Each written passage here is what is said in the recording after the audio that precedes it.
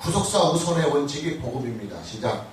구속사 우선의 원칙이 복음입니다. 다시 한번 구속사 우선의 원칙이 복음입니다. 구속사 우선의 원칙이 복음입니다. 할렐루야. 네. 자, 요한복음 12장은 그 해석에 있어서 몇 가지 어려운 점이 있어요. 가장 중요한 문제는 나사로의 부활을 축하하기 위하여 마련한 이 잔치가 누가 어디에서 마련한 잔치인가 하는 해석입니다.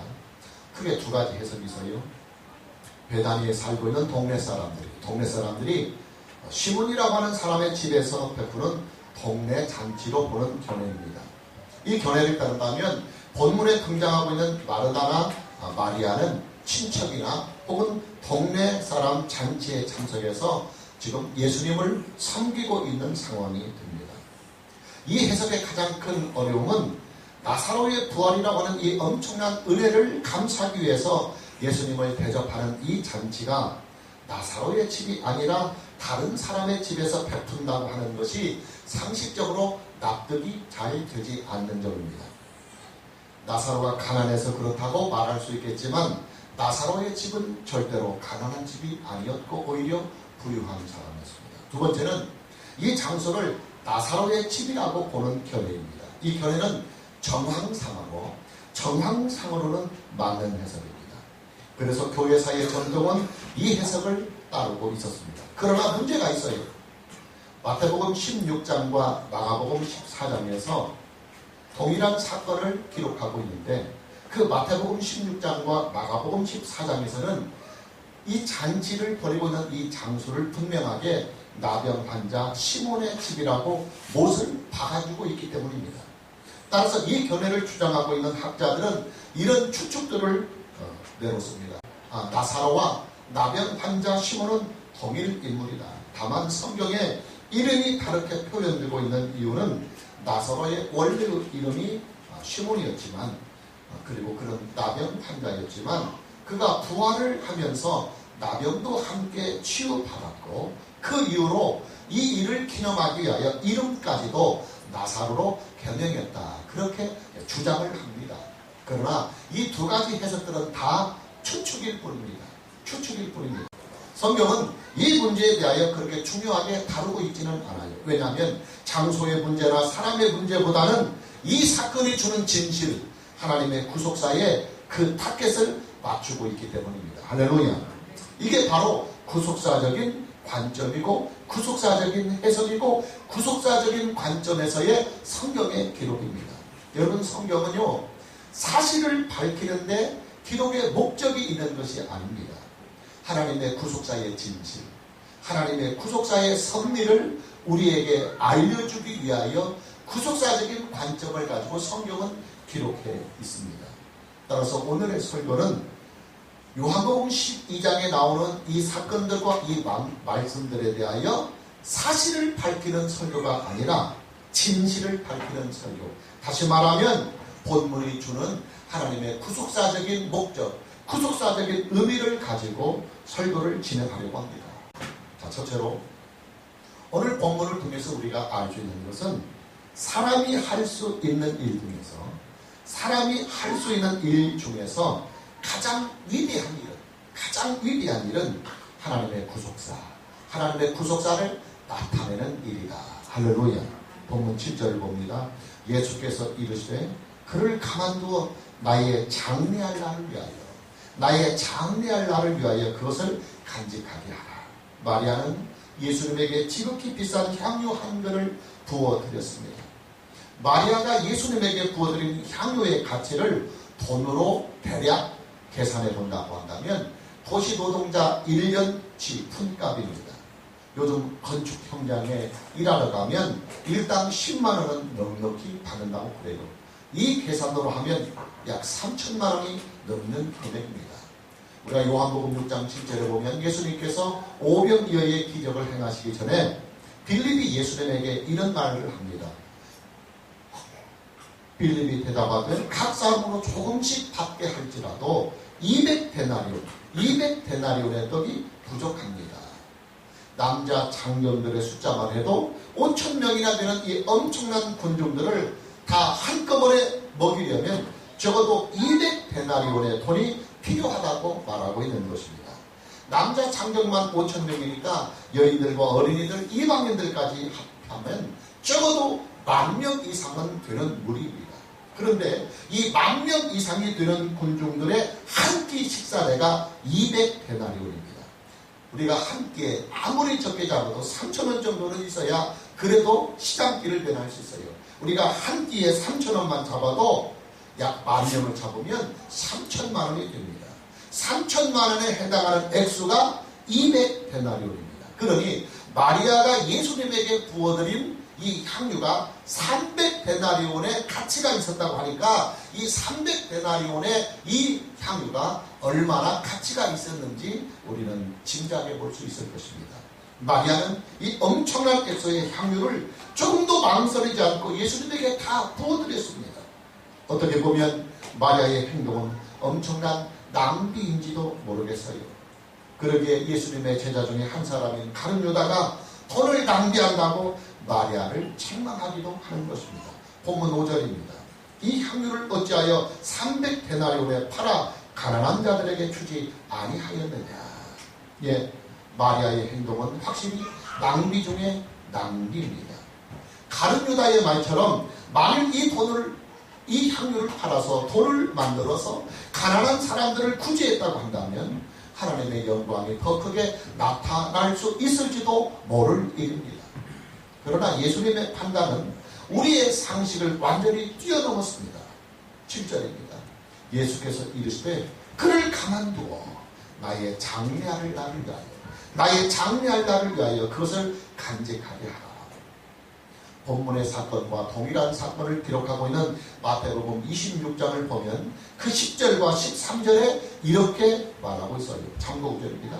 예수께서 아시고 그들에게 이르시되 너희가 어찌하여 이 여자를 괴롭게 하느냐. 그가 내게 좋은 일을 하였다. 또 13절에 보면 내가 진실로 너희에게 이르노니 온 천하에 어디서든지 이 복음이 전파되는 곳에서는 이 여자가 행한 일도 말하여 그를 기억하리라. 예, 마리아가 좋은 일을 하였다고 예수님은 평가하십니다. 더더욱 마리아가 행한 이 좋은 일을 복음이 전파되는 곳에서 함께 증거하라고 말씀하십니다. 파격적인 칭찬이요, 파격적인 배우요, 파격적인 평가입니다. 여러분, 예수님이 어떤 분이십니까? 대접받기보다는 대접받기를 좋아하는 분이 예수님이십니다. 섬김을 받기보다는 섬기기를 원하는, 섬기기를 좋아하는 분이 예수님이십니다. 남의 것을 취하기보다는 자기 것을 주기를 좋아하시는 분이 예수님이십니다. 자기 안위보다는 다른 사람들의 안위를 더 걱정하시는 분이 예수님이십니다. 자기의 생명까지도 죄인들을 위하여 내놓으신 분이 바로 예수님이십니다. 그런 예수님께서 그까짓 향유가 무슨 대수라고 이 향유에 연연해서 300데나리온이 되는 이 엄청난 향유를 자신의 발에 부어버린 마리아를 이렇게 극도로 칭찬하고 계시는 것일까요? 자, 거기에는 그럴 만한 이유가 있습니다. 그 이유가 뭐냐? 따라서 하나님의 구속사이다. 하나님의 구속사이다. 예, 하나님의 구속사가 이 마리아의 행동 속에 실려 있기 때문입니다. 7절을 다시 보면 예수께서 이르시되 그를 가만두어 나의 장례할 날을 위하여 나의 장례할 날을 위하여 그것을 간직하게 하라. 앞으로 일주일 후면 십자가에 못 박혀 돌아가실 예수님을 위해서 마리아는 죽은 자에게 붓는 향유를 준비해서 미리 예수님의 장례를 준비하는 성격의 향유를 부어드렸다. 그 말이에요. 예수님은 마리아의 그런 행동을 하나님의 구속사를 위한 예언적인 행동이고 하나님의 구속사를 위한 계시적인 일이라고 평가해서 마리아를 그토록 극찬하였던 것입니다. 무슨 말이냐? 사람이 할 수 있는 일들 중에서 가장 위대한 일은 하나님의 구속사를 나타내고 하나님의 구속사를 드러내고 하나님의 구속사를 위하여 섬기는 일이다. 할렐루야. 예수님은 하나님의 구속사를 위하여 자신의 생명을 십자가에 드렸습니다. 예수님께서 자신의 생명을 죄인들을 위하여 드렸던 이 하나님의 구속사의 일은 예수님께서 하신 일들 중에서 가장 위대한 일들입니다.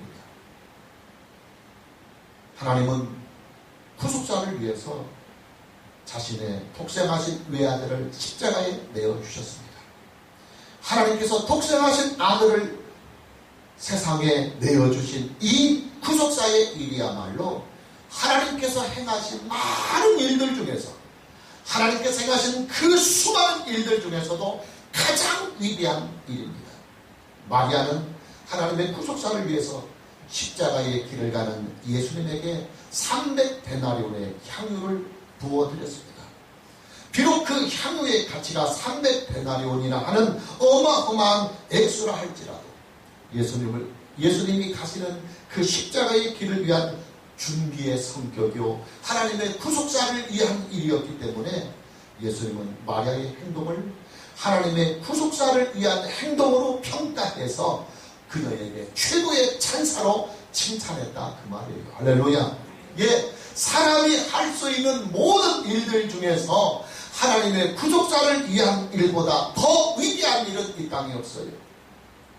사람이 할 수 있는 모든 일들 중에서 하나님의 구속사를 위한 일보다 더 칭찬받을 만한 일은 이 땅에 존재하지 않아요. 사람이 할 수 있는 모든 일들 중에서 하나님의 구속사를 위한 일들보다도 더 영광스러운 일은 이 세상에 존재하지 않아요. 오늘 저와 여러분 모두에게도 하나님의 구속사를 위해서 남은 인생 최선을 다하며 살아가는 은혜가 있기를 주님의 이름으로 축복합니다. 두 번째로, 구속사의 명분이 구제의 명분이나 봉사의 명분보다 당연히 우선한다. 할렐루야. 구속사의 명분이 구제나 봉사의 명분보다 당연히 우선한다. 여러분, 법의 적용에도요 우선의 순위가 있어요. 상위법과 하위법이 충돌이 일어날 때는 당연히 상위법이 하위법보다 우선합니다. 특별법과 일반법이 서로 충돌을 일으키면 당연히 특별법이 일반법보다 우선합니다. 신법과 국법이 서로 충돌을 일으키면 당연히 신법이 우선합니다. 여러분, 신앙생활의 명분에서도요, 신앙의 명분에서도요 우선순위가 있어요. 가장 우선하는 명분이 뭐냐? 다시 한번 따라합니다. 하나님의 구속사의 명분이다. 하나님의 구속사의 명분이다. 예, 하나님의 구속사는 기독교의 본질입니다. 하나님의 구속사는 성경의 본질입니다. 하나님의 구속사는 신앙의 본질입니다. 하나님의 구속사는 인생사의 본질입니다. 하나님의 구속사야 바로 역사의 본질입니다. 하나님의 구속사는 하나님의 약속의 본질입니다. 하나님의 구속사는 하나님의 섭리와 하나님의 경륜의 본질입니다. 하나님의 구속사는 예수 사건의 본질입니다. 또 하나님의 구속사는 복음의 본질입니다. 하나님의 구속사는 하나님의 영광과 하나님의 은혜의 본질입니다. 따라서 하나님의 구속사의 명분과 다른 일들의 명분이 서로 충돌이 됐을 때 어떤 것이 당연히 우선하느냐? 예, 당연히 하나님의 구속사의 명분이 우선합니다. 할렐루야. 여러분 한번 볼까요? 5절입니다. 이 향유를 어찌하여 300데나리온에 팔아 가난한 자들에게 주지 아니하겠느냐?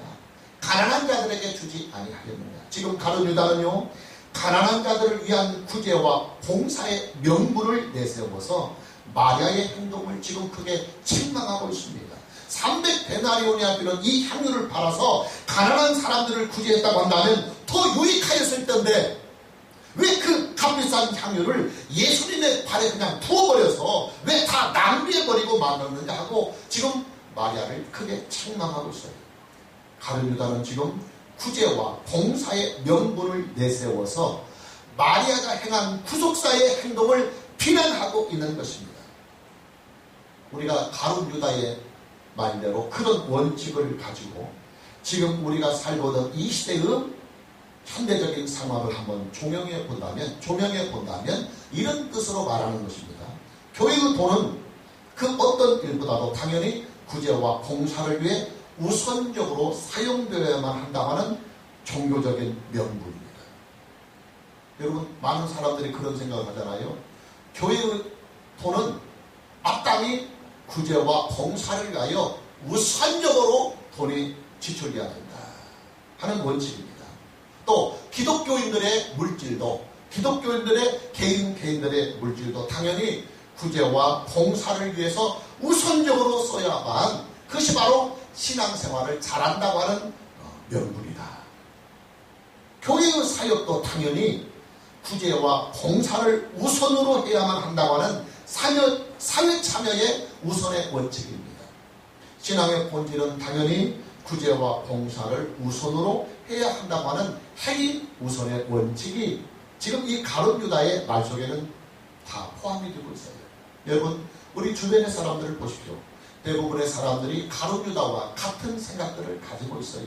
종교라고 하는 것은 남을 위해서 봉사하고 이웃을 위해서 봉사하는 것을 가장 우선적으로 해야 된다고 생각하고 있어요. 신앙이라고 하는 것은 남을 위해서 봉사하고 이웃을 위해서 봉사하며 어려운 사람들을 돕고 구제하는 것을 가장 우선적으로 해야 한다 하는 것. 바로 그렇게 하는 사람들이 올바른 신앙생활을 하고 있다고 사람들은 생각합니다.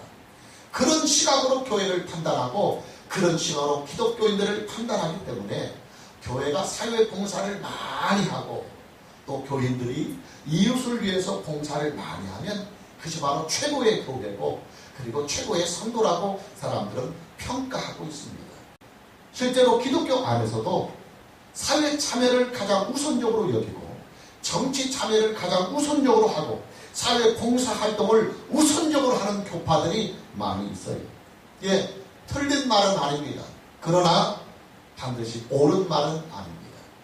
반드시 옳은 말은 아닙니다. 자, 예수님의 반응입니다. 8절. 가난한 자들은 항상 너희와 함께 있거니와. 가난한 자들은 항상 너희와 함께 있거니와. 나는 항상 있지 아니하리라.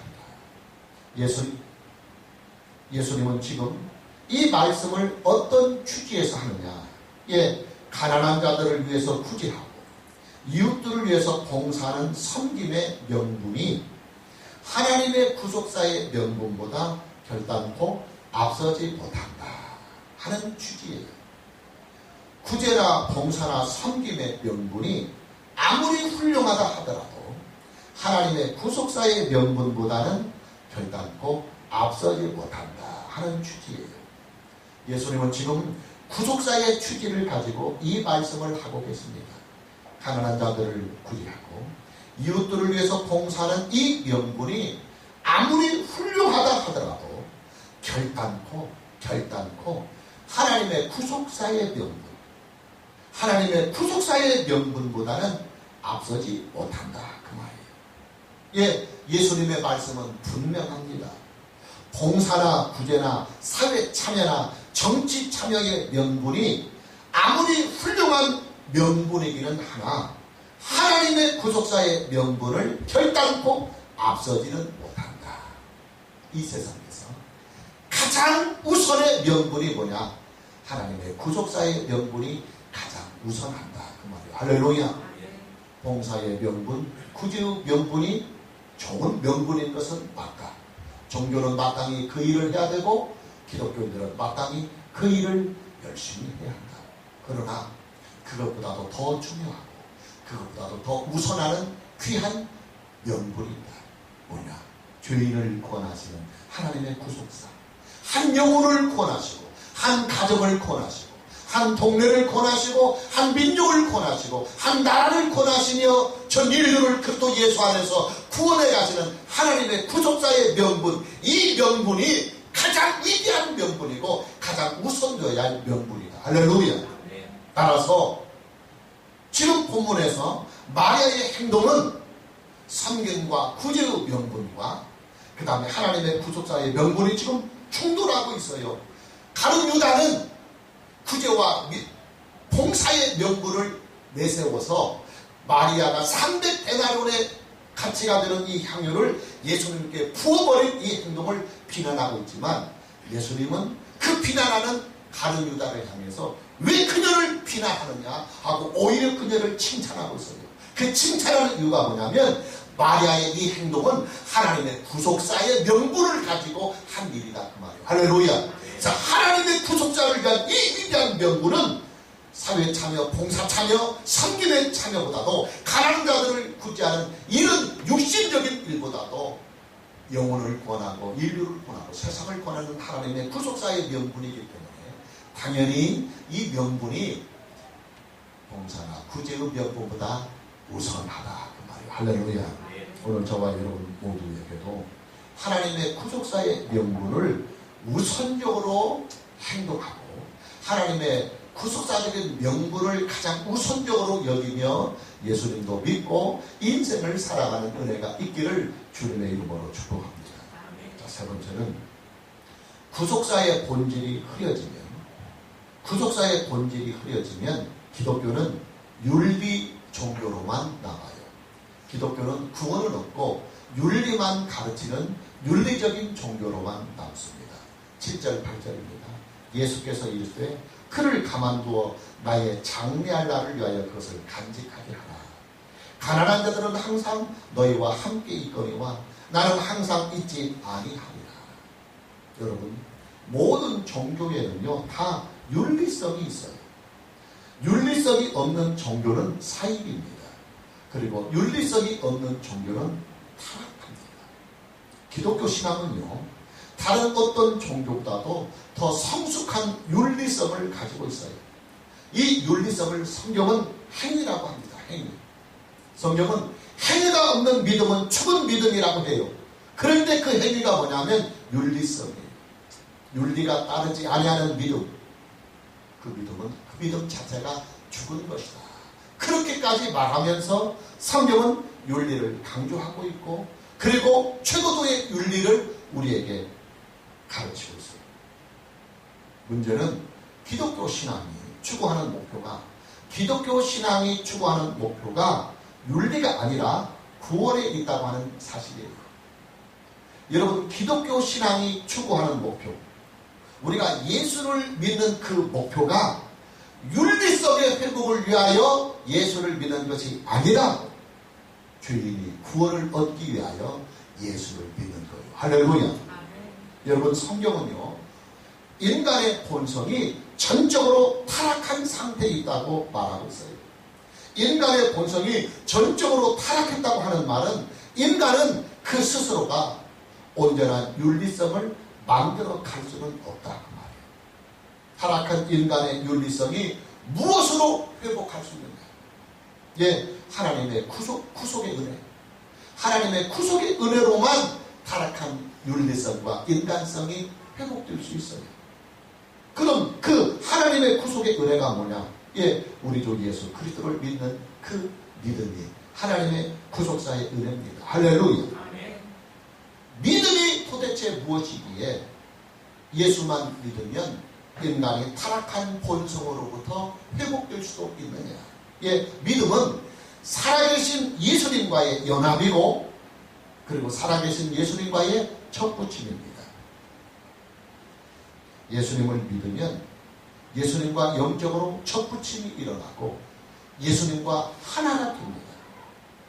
그리고 예수님의 의가, 그 거룩한 의가 타락한 내 본성에 척붙임이 되어서 나의 타락한 윤리성이, 타락한 본성들이 치유가 일어나는 거예요. 할렐루야. 자, 그렇다고 한다면 기독교 신앙에서 윤리가 우선합니까? 아니면 믿음이 우선합니까? 당연히 믿음이 윤리보다 우선합니다. 믿음이 윤리보다 우선합니다. 먼저 믿어야 하나님의 구속의 은혜가 임하여서 윤리성도 회복이 되는 거예요. 이 우선순위가 바뀌어져 버리면 기독교는 단순히 윤리적인 종교로만 머물게 됩니다. 성경은 이것을 교회의 타락, 교회의 부패라고 보는 거예요. 여러분, 종교개혁의 이주가 무엇이었는 줄 압니까? 타락한 사제들의 윤리성을 회복하자고 종교개혁이 일어난 것 아니에요. 교회의 타락한 윤리성을 다시 회복하자고 종교개혁을 일으킨 것이 아니에요. 종교개혁의 이슈는 윤리의 회복이 아니라 신앙의 회복이었어요. 오직 성령으로만 예수님을 믿자, 오직 하나님의 은혜로만 구원을 받는다고 하는 이 신앙을 우리가 다시 회복해야 된다. 오직 믿음으로만 의롭다움을 얻는다고 하는 이 신앙을 우리는 다시 회복해야 된다. 이 3대 이슈가 종교개혁의 이슈였어요. 종교개혁이 일어나던 그때의 시대적인 상황을 우리는 역사를 통해서 잘 알고 있지 않습니까? 사제들이 얼마나 윤리적으로 타락했었습니까? 교회들이 윤리적으로 얼마나 타락했었습니까? 기독교 신앙을 가지고 있던 왕족들이나 귀족들이 윤리적으로 얼마나 부패하고 타락했었습니까?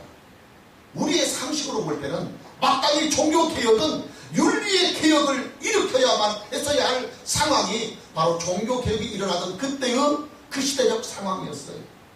그러나 개혁자들은 윤리의 개혁이 아니라 신앙의 개혁을 시작했어요. 왜냐? 잘못된 신앙이 바로 잡혀져야 비로소 윤리성도 회복이 되기 때문이다. 할렐루야. 신앙이 행위보다 우선하고 하나님의 구속사가 윤리보다 우선한다고 하는 것이 종교개혁자들이 가지는 개혁의 원칙이었어요. 가난한 사람들을 구제하며 어려운 이웃들에게 도움을 주는 일은 신앙의 차원이 아니라 윤리적인 차원이에요. 그러기 때문에 구제하며 봉사하며 선행을 베푸는 이 귀한 일들을 신앙이 없는 일반 사람들도 잘 하고 있는 거예요. 여러분 실제로요, 우리들 주변에서 보면 예수 안 믿는 사람들, 교회 안 다니는 사람들, 종교조차 가지고 있지 않은 무종교의 사람들이 혹은 신을 믿지 않은 무신론자들도요, 예수 믿는 사람보다 더 열심히 성실히 더 크게 사회에 봉사하고 가난한 사람 돕고 구제하는 사람들 허다해요. 구제와 봉사는 신앙의 차원이 아니고 이건 윤리의 차원이에요. 요즘 한국 교회는 윤리성에 대한 호소를 아주 강하게 하고 있어요. 100번이고 1000번이고 공감하고 이해도 합니다. 그러나 여러분, 윤리를 강조하는 것은 마땅하지만 하나님의 구속사를 흐리면서까지 윤리성만 내세운다고 한다면 기독교는 윤리도 타락하고 신앙마저도 타락하고 맙니다. 왜냐? 타락한 인간 본성의 회복은 우리 주 예수 그리스도 안에 있는 하나님의 구속의 은혜에 있기 때문에 그래요. 할렐루야. 구속사적인 믿음이 윤리보다 항상 우선해야 하는 원칙. 하나님의 구속사가 윤리보다 항상 우선하는 이 원칙. 이것이 바로 하나님의 복음입니다. 할렐루야. 하나님의 복음은 우리를 윤리를 통해서 구원하는 것이 아니라 우리의 행위를 통해서 구원하는 것이 아니라 우리가 타락하고 부패한 주인이지만 우리를 대신하여 십자가에 죽으시고 부활하신 우리의 구주 되신 예수 그리스도를 우리가 겸손하게 믿고 그를 영접할 때에, 그를 모실 때에 그리스도의 의가 내 의가 되고 그리스도의 구속의 은혜 안에서 하나님께서 당신의 의로 우리를 구원하시고 우리에게 영생을 주는 것, 이것이 바로 하나님의 복음입니다. 할렐루야. 하나님의 복음은 윤리가 신앙보다 우선하지 않고 항상 믿음이, 신앙이 윤리보다 우선하는 원칙이 바로 하나님의 복음의 원칙이에요. 오늘 저와 여러분 모두에게 하나님의 구속사를 항상 우선순위에 두는 인생을 사는 은혜가 있기를 주님의 이름으로 축복합니다. 마지막 네 번째, 하나님의 구속사를 보지 못하면 신앙생활은 계속해서 헛바퀴만 돈다. 중요한 말입니다. 5절 다시 봅니다. 이 향유를 어찌하여 300데나리온에 팔아 가난한 자들에게 주지 아니하였느냐. 가룟 유다가 책망하는 거죠, 마리아를. 자, 가룟 유다가 누굽니까? 그는요, 예수님이 직접 선택하여 뽑은 예수님의 12제자 중에 하나입니다.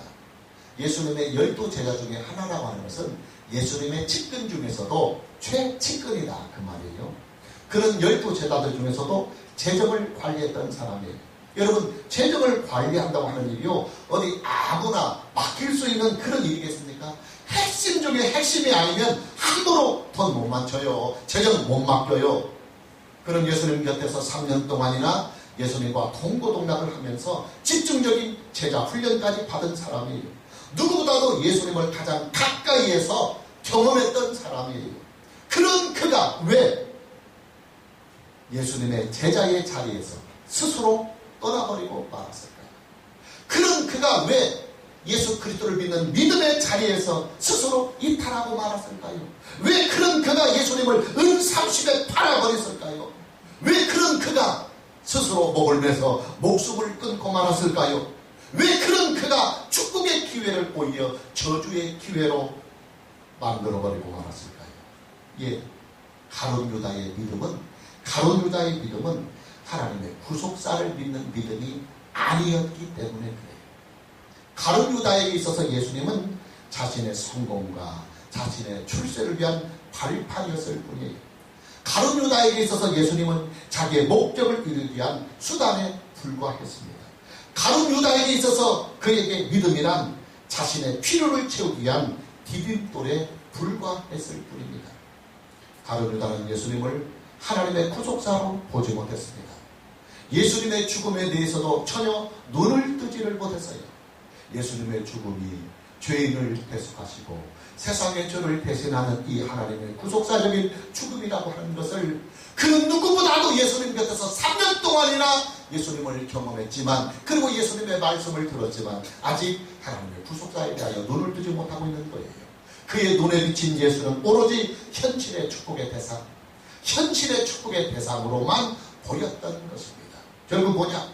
예, 가룟 유다가 예수님과 함께했던 그 3년의 세월은 헛바퀴만 돌아가고 있었다. 그가 3년 동안 예수를 믿어왔고, 그가 3년 동안 예수 곁에서 헌신하고 충성했던 그의 모든 신앙생활은 다 헛바퀴만 돌고 있었다, 그 말이에요. 여러분, 헛바퀴가 뭡니까? 바퀴는 열심히 돌아가지만 자동차는 움직이지 않는 상태를 헛바퀴라고 합니다. 심지어 타이어는 막 타서 냄새가 날 정도로 막 돌아가는데도 불구하고 자동차는 전혀 움직이지 않는 상태를 우리는 헛바퀴 돈다, 그렇게 말합니다. 여러분, 우리의 믿음이요, 계속해서 헛바퀴만 돌아가는 믿음이 될 수 있는 위험들이 다분히 있어요. 열심히 믿긴 믿었는데 그 열심히 믿은 믿음 속에 하나님의 구속사가 없이 가룟 유다처럼 현실적인 축복이다, 나의 어떤 목적을 위한 수단으로 예수를 믿거나 교회를 다니고 신앙생활을 했다고 한다면 그의 모든 신앙생활의 열심을 내년 내일수록 더 헛바퀴만 돌아요. 자신의 사생활과 자신의 물질을 다 들여서 정말로 열심히 믿었다고 자부했던 그 믿음이 구속사적인 믿음이 아니면 몇 년 후에는 절망과 좌절과 분노만 남아서 예수님을 떠나고 교회를 떠나고 믿음을 등질 수가 있을 위험이 다분히 있어요. 그래서 사람들이 예수를 믿다가도 이간에 빠지기도 하고 사이비에 빠지기도 하고, 때로는 어떤 사람들이 오랫동안 가지고 있었던 믿음 생활마저도 중도 포기하는 현상들이 우리들 주변들에 있는 거예요. 예, 예수님을 믿을 때 하나님의 구속사적인 믿음으로 믿지 않으면 가룟 유다처럼 비참한 결과를 초래할 수 있는 위험이 다분히 있습니다. 현실 속에서만 유익을 찾고 물질과 성공이라는 테두리 안에서만 예수를 믿으면 결국 가룟 유다처럼 되어버립니다. 자동차를 움직이는 것은 바퀴입니다. 그러나 자동차의 바퀴가 자동차를 움직이는 힘을 발휘하려면 바퀴가 땅에 잘 닿아 있어야 합니다. 우리의 믿음이 생명을 주고 구원을 주고 변화를 주고 감동을 주는 구속사적인 믿음이 되려면 우리의 믿음이 항상 하나님의 구속사, 하나님이 나를 사랑하셔서 예수 그리스도를 십자가에 나를 위한 속죄의 제물로 삼고 예수 그리스도를 믿음으로 인하여 추하고 부족한 나를 예수 그리스도 안에서 거저 받아서 하나님의 은혜로 나를 구원해 주신다고 하는 이 구속사적인 믿음과 항상 밀착해 있어야 돼요. 잘 다 있어야 돼요. 하나님의 구속사에서 떨어져 있는 믿으면 믿으면 믿을수록 계속해서 헛바퀴만 돌아요. 하나님의 구속사에서 멀어진 믿음은 열심히 믿으면 믿을수록 그 열심을 통해서 타는 냄새만 나요. 헛바퀴 되는 타이어는 타서 냄새만 나듯이 구속사의 믿음이 없이 현실 안주를 위한 믿음으로만 예수를 믿는다고 한다면 열심을 내면 낼수록 그 열심을 내는 그 믿음 속에서는 타는 냄새만 나요. 헛바퀴만 도는 우리의 믿음을 무엇으로 교정하느냐? 오직 하나뿐이에요. 우리의 믿음을 하나님의 구속사에 잘 밀착시키는 것입니다. 우리의 믿음을 하나님의 구속사에 잘 탑재하는 것입니다. 하나님의 뜻은 구속사에 있습니다. 믿음의 본질은 구속사에 있습니다. 기독교의 본질은 구속사에 있습니다. 할렐루야. 마무리하려고 합니다. 인생사의 우선은, 우리가 살아가는 모든 인생사의 우선은 항상 하나님의 구속사가 우선입니다. 우리가 일생 동안 신앙생활을 해나가는데 신앙생활에서 우리가 가장 우선해야 할 것이 무엇이냐면 하나님의 구속사가 우선입니다. 우리가 하루 24시간을 살면서 매일같이 우리의 삶 속에서 무엇을 우선으로 해야 하느냐 하는 삶의 일들이 우리에게 부딪혀옵니다. 그럴 때마다 우리가 무엇을 우선으로 해야 하느냐, 항상 하나님의 구속사를 우선으로 해서 살아야 한다. 할렐루야. 엄밀하게 말해서 이 세상에는 하나님의 구속사보다 우선하는 것은 하나도 없어요. 하나님의 구속사보다 우선하는 것은 하나도 없어요.